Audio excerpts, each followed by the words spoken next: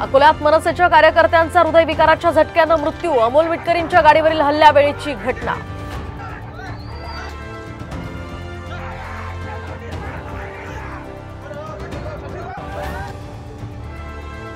चित्रा वाघ यांनी घरगुती भांडणाचं राजकारण केलं। सुनेसोबतची ऑडिओ क्लिप ऐकून विद्या चव्हाणांचे गंभीर आरोप, तर हा फुसकाबार चित्रा वाघ यांचा पलटवार।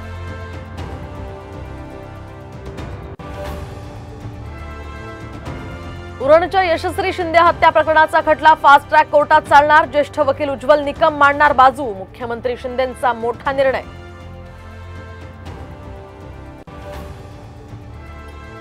भिवंडीमध्ये शोरूमच्या भिंतीला भगदाड पाडून 15 लाखांच्या मोबाईलवर डल्ला। चोरटे सीसीटीव्ही कॅमेऱ्यात कैद।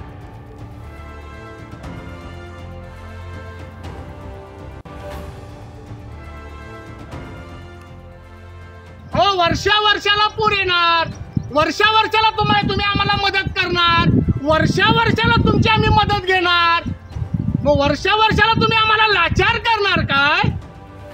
कोल्हापुरातील पूरग्रस्त शेतकऱ्यांनी कवितेतून मांडल्या व्यथा। अनुदान नको, पुराचा कायमचा बंदोबस्त करण्याची सरकारकडे मागणी।